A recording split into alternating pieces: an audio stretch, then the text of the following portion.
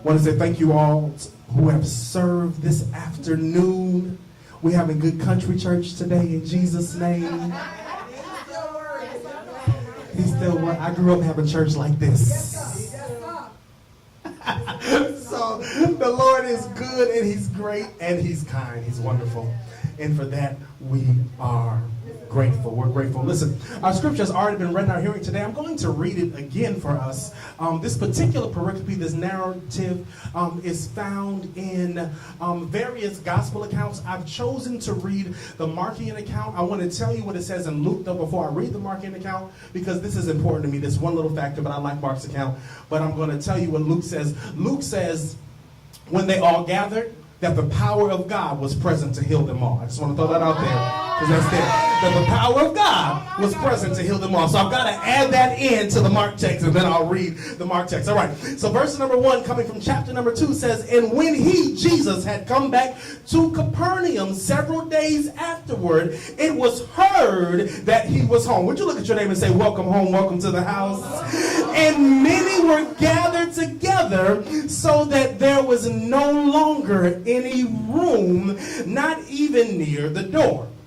And he was speaking, and the word came to them, and they came bringing to him a paralytic carried by 4 men, being unable to get in because of the crowd. They moved the roof off above him, and when they had dug an opening, they let down the man on the pallet the paralytic was lying on. And Jesus, seeing their faith, said to the paralytic, son, your sins are forgiven. But some of the scribes who were sitting there reasoned in their heart, why does this man speak that way? He is blaspheming. Who can forgive sins but God alone? And immediately Jesus, aware in his spirit that they were reasoning that way within themselves, said to them, why are you reasoning about these things in your hearts? Which is easier, to say to the paralytic, your sins are forgiven, or to say, get up, pick up your pallet and walk?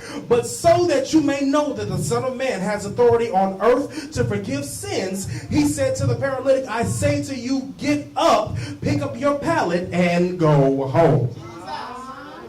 And he got up and immediately picked up his pallet and went out of the sight of everyone, so that they were all amazed and were glorifying God, saying, we have never seen anything like this. I want to do one last thing before I give you my title for today, and that is in another gospel account. It also says that when Jesus gets home in Capernaum and the house is packed out, it lets us know now in another gospel account that the house is packed out with the religious folk of the town.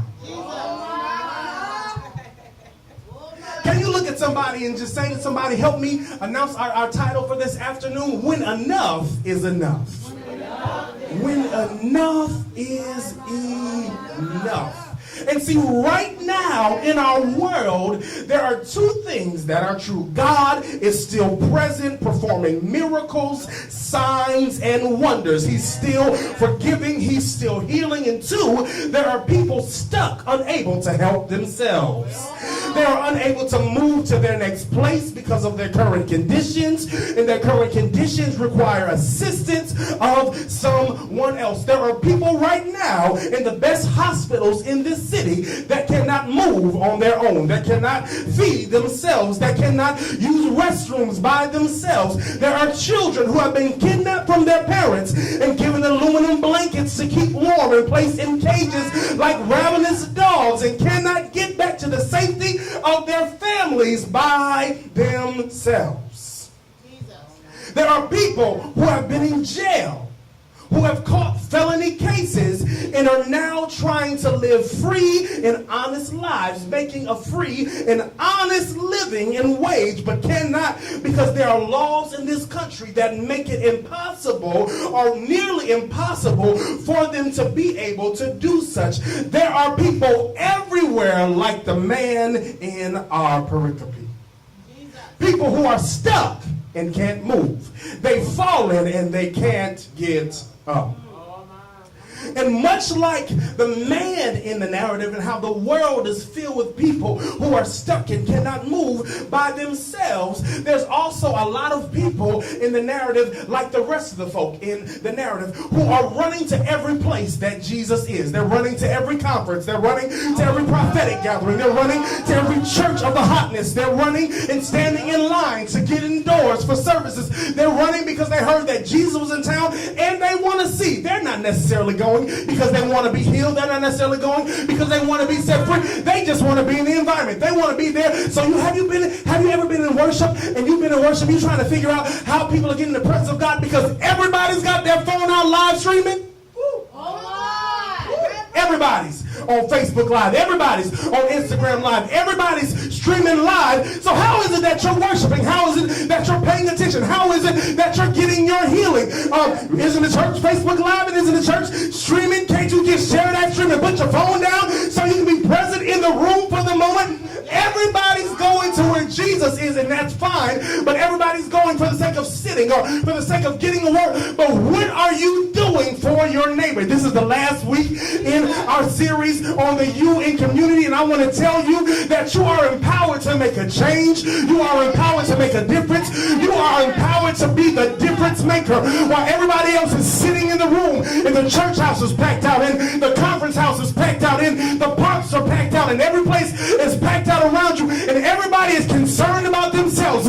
God, I need more money in my bank account, and God, I need healing in my body, and God, I need change in my mind. And yes, that is true, and you need to get it for yourself. But what happens about your neighbor that can't get it on their own? What happened to the person who's stuck and can't move? What happened to the person that you walk by day in and day out, seeing them sitting down on their pallet, and you walk by because you want to get a good seat, and you want to get a good chair, and you don't want to miss good praise and worship, and you don't want to miss the dances, and you don't want to see them run around the church with the offering up in the air because your seed is about to take off, and you don't want to miss the things that are going on. Why is it that you are more concerned about you and the acrobatics and the theatrics and the theatrics of the worship experience than it is you're concerned about your brother and your sister who can't move for themselves?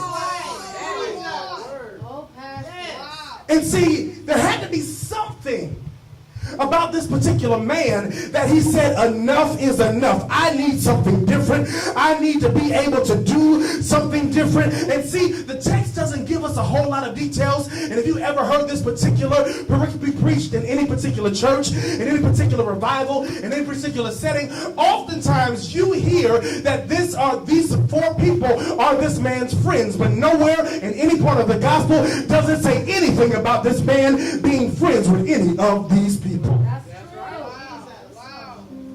It's his friends that take him to Jesus. It's his friends that tear off the roof. It's his friends that find a creative way to get up on a roof and lower him down. It's his friends that are willing to do the hard work. Nowhere in any gospel account do you hear anything about it saying that these were this man's friends. It says that there were four people who carried this man to Jesus. You want to know what that lets me know? What that lets me know is although this man could not move, he could use his mouth. Although this man could not move, he wasn't afraid to ask for help. So I'm going to give you something. Maybe, possibly, because you got to use your theological license and lens, because you got to fill in the gaps, because I'm saying, so let's paint a picture and say maybe this man hollered and said, hey, I've had enough. I need a change. Everybody else is going to Jesus. I need some help because I need to get to Jesus too. And the fact of the matter is there are people walking up and down these streets. There are people walking up and down in the mall who you can look on their faces if they're screaming for help. You can look on their Facebook pages and their posts and they're screaming for help. You can watch their videos and they're screaming for help. They're crying out, I need a change. I need deliverance. I need to get to Jesus, and I can't get there by myself. So maybe it was the man who opened his mouth and said, enough is enough. I need a change. But maybe it wasn't. Maybe it was the four folk who were on their way to the meeting to see Jesus. Maybe there were some people who understood that they were built for community, who understood that God had empowered them to make a change, that God had empowered them to make a difference. You know that they knew that they were built for community because they weren't even going to church by themselves. They weren't saying, well, I'm just going to get there by myself. It's just me by myself. And there was 3 of them together with one other person, which made 4. And together they were walking along. And they said, hey, we've got to get there. Maybe as they were walking along on their way to Jesus. And they knew, man, we got to get there because we're running late. And the last time that Jesus was in town, there was a line out the door. Service started at 7 o'clock and people got there at 4 o'clock. And service is happening like that now. And people standing in the heat now to get a good seat because they want to sit in the front row now. Because they want to make sure that they are seen so that they can receive a prophetic word now. So they can get a healing now. So they can fall out on the camera, right? So they want to make sure. And I'm not throwing shade at nobody, but the truth of the matter is we can't be so concerned that we're leaving everybody else behind because some people can't get there on their own. And so maybe they're walking by. And maybe they realized how many other people had to pass by this man on their way to Jesus. And maybe these 4 individuals, they looked at each other and they said, enough is enough. This individual is from the same town that we are from. We've seen him try to get around. We've seen his mama trying to push him in a wheelchair. We've seen his girlfriend trying to take care of him. We've seen this man looking depressed because he can't do it on his own. We remember when he had some mobility. We remember when he was able to do some things by himself. We remember when he was able to go out and he had a job. We remember when we would roll up to the Burger King line and he would say, my pleasure to serve you, and he would give me an extra thing of fries in my bag because he was cool like that. Now he can't move, and all of these people have walked by him. Enough is enough. What can we do to get this man to Jesus? Now listen, when you make up in your mind that enough is enough, you also got to know what your enough is.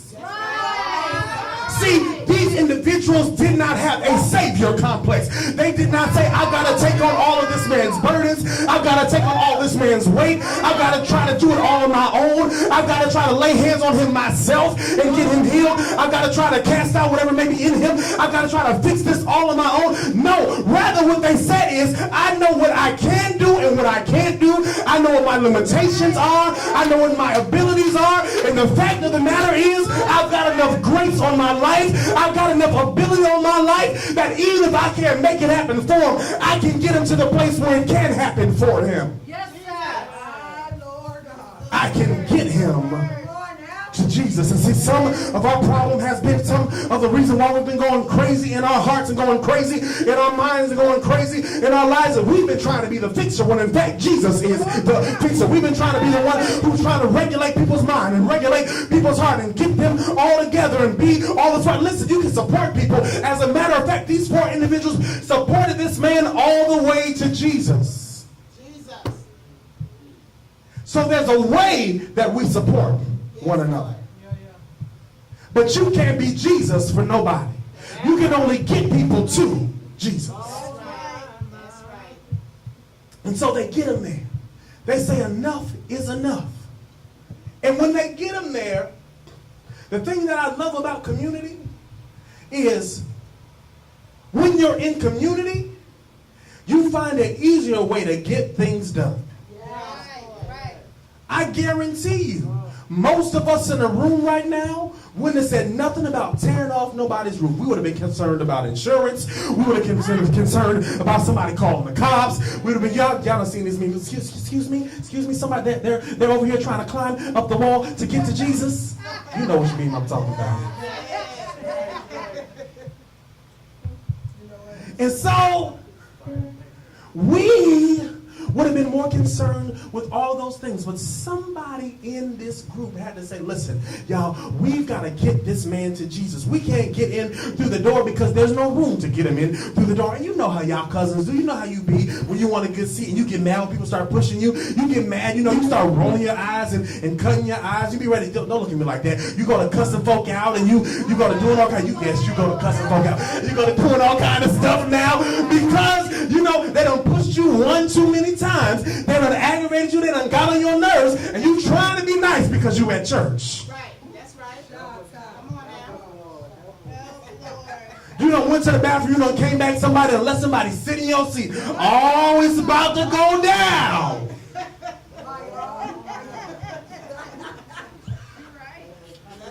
They said, nah, we're not even about to go through all this drama because we know the church folk crazy. There's too much going on. They trying to be all deep and spiritual and get this word and everybody rolling back, doing backflips and carrying on. We just want to see this man get his deliverance.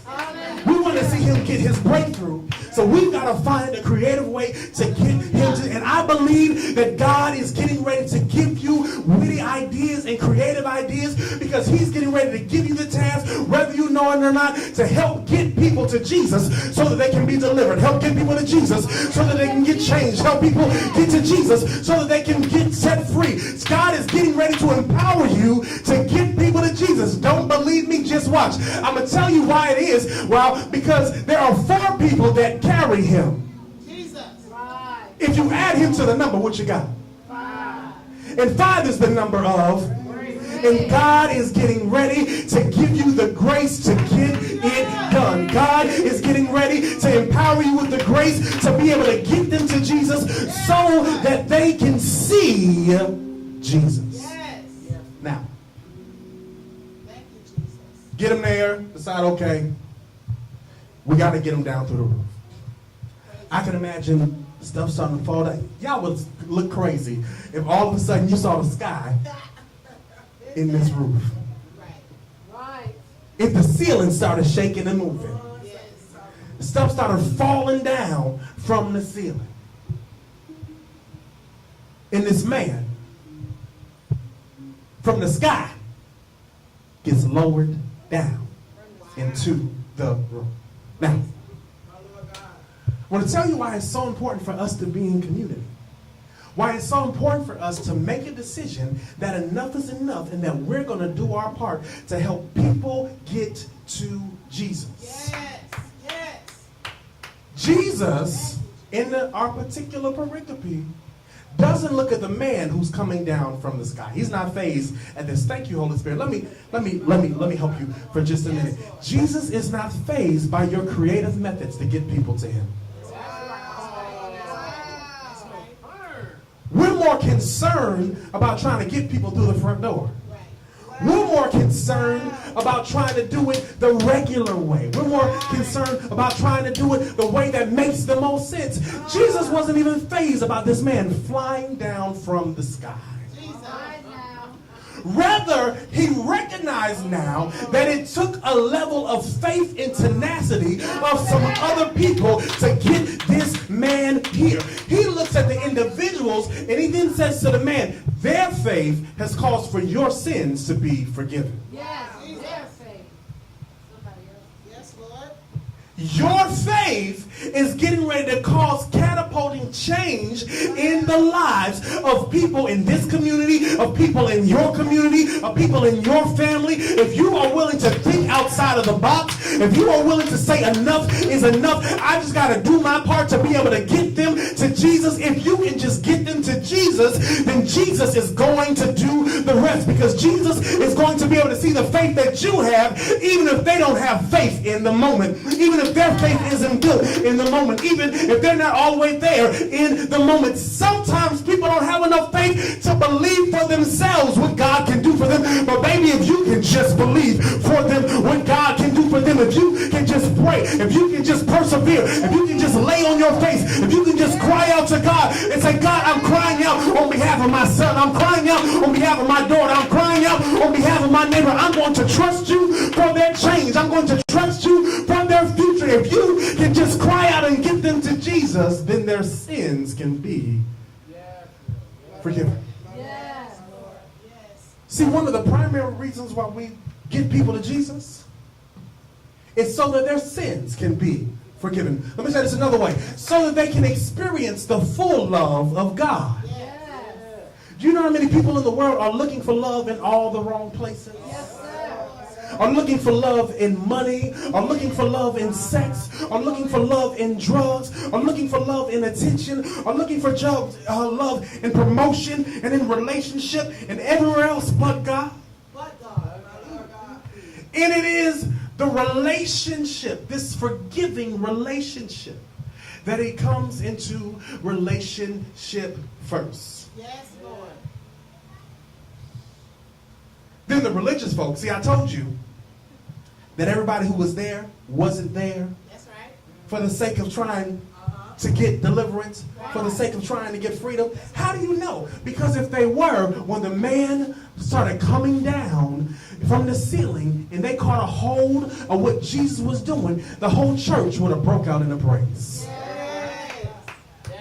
And see, we don't know when to give God good praise. We don't know when to Come on now. we don't know when to shout. We don't know when to dance. We don't know you missed it when you over there dancing too. We don't know when to shout, when to dance. We don't know when to holler. We don't know when to give God praise, because the moment that the sky started falling, the moment that the man started coming down, the moment that Jesus said, "Their faith has called," the whole church should have broke out in a hallelujah. The whole church should have broke out in a thank you, Jesus. The whole church should have went to hollering and screaming and losing their minds, because God is good and somebody's life had been changed and transformed and been renewed.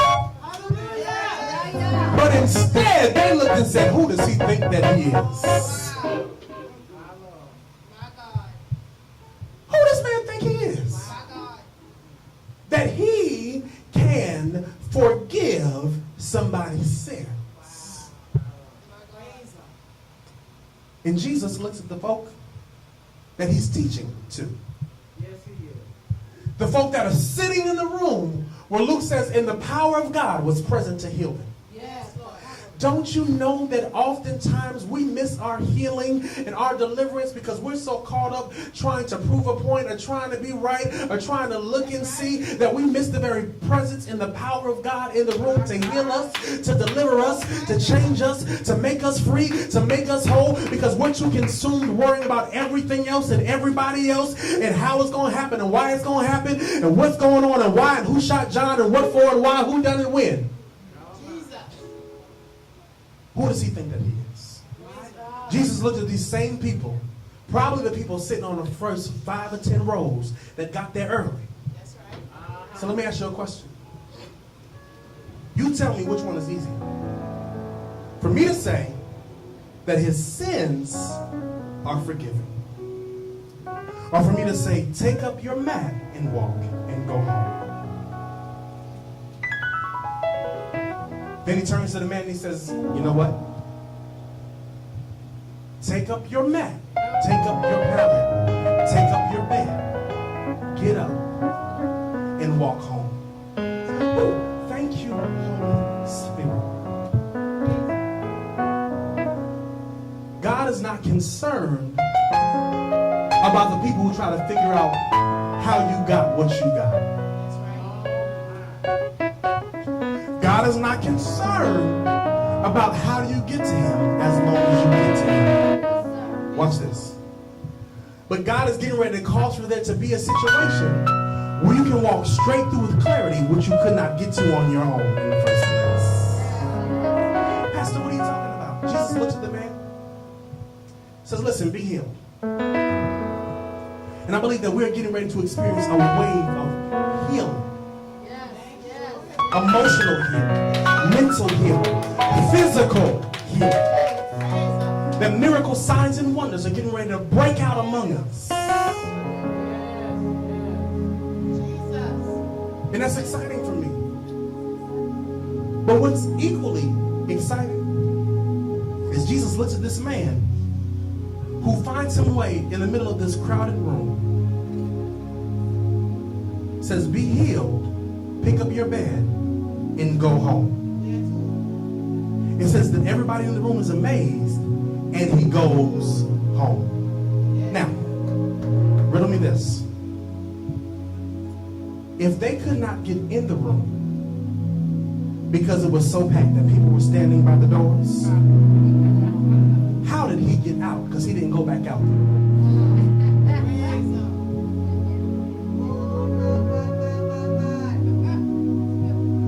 God is getting ready to make room for you. I need you to catch me in the prophetic. I need you to flow with me. God is making room for you. I know that some of us have been hurt and we've been downtrodden and we need healing. And God is saying, not only am I going to heal you, but I'm getting ready to make room for you.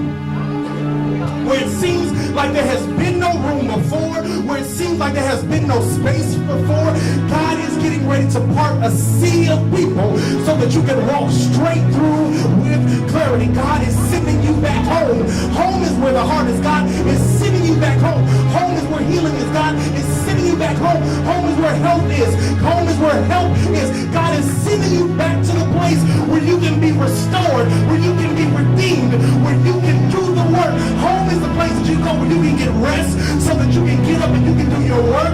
Home is the place where you go where you are able to be fed. Home is the place that you go where you are able to be kept. Home is the place where you go where you are able to do the things that you need to do so that you can be taken care of, so that you can be sent out into the world to serve.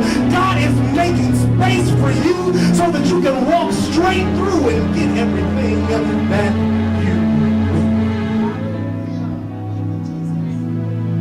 And this all happens because somebody said, enough is enough.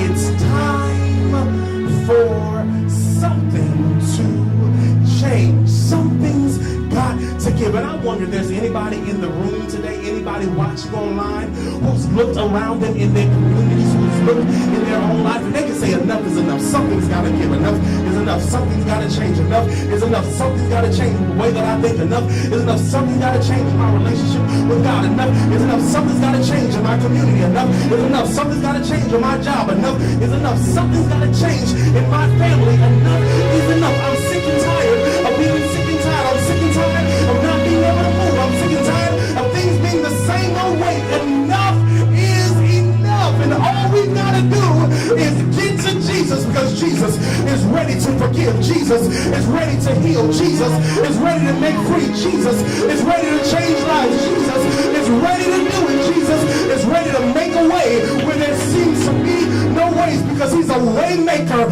He's a miracle worker. He's the light in the darkness. That is who he is. He's everything that we need and more. That is who he is. He's the lover of our souls. That is who he is. Listen, if you're here today and you said enough is enough, my community needs change, needs breakthrough, I want to give you an opportunity. God is changing.